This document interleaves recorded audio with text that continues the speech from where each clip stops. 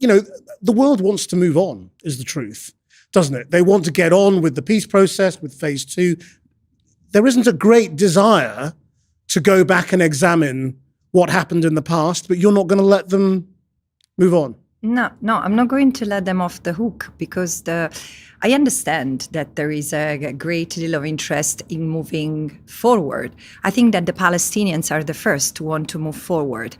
And I would be the happiest not to have to document acts of genocide on a daily basis.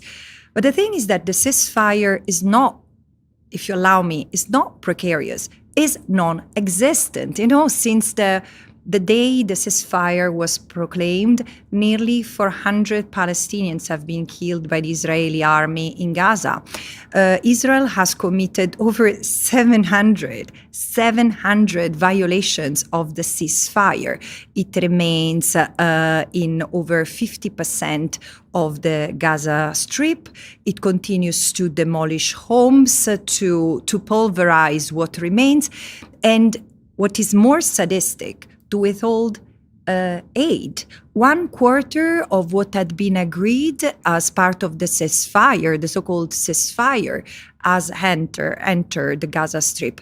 And I really encourage everyone who's listening to us, try to Google any image of Gaza today. There are nearly 2 million of survivors, genocide survivors, war survivors, whatever you want to call them, who are literally in the storm without anything to protect them. There is no shelter, like destroyed makeshift tents, and the Gaza is flooded. There is a storm, Byron storm, which is hitting Gaza, and these people are let to die, starving and freezing, if not killed by Israeli bombs. So where is the ceasefire? I don't know.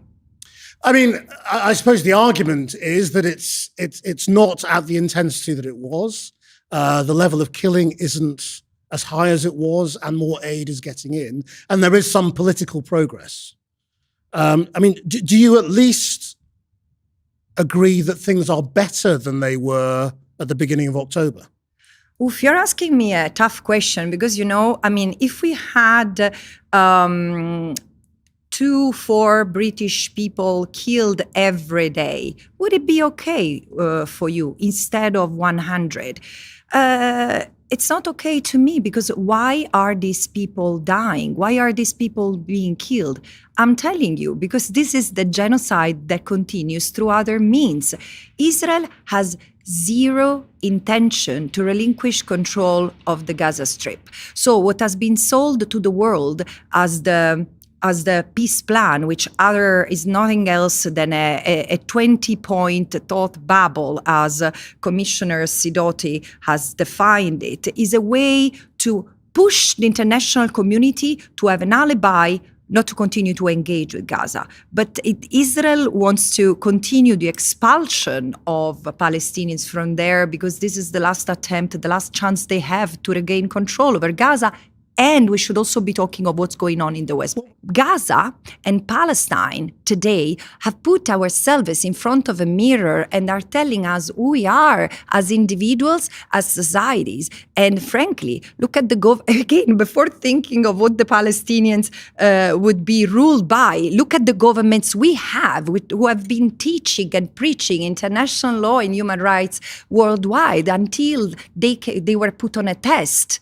We should step out of this colonial posture. And this is the other thing. For the first time, I mean, if there is one thing that this genocide has led us to that makes me be optimistic, is the awakening. For the first time, there is a global awakening of what genocide is. It didn't happen with the genocide in Rwanda. It didn't happen with the genocide in former Yugoslavia.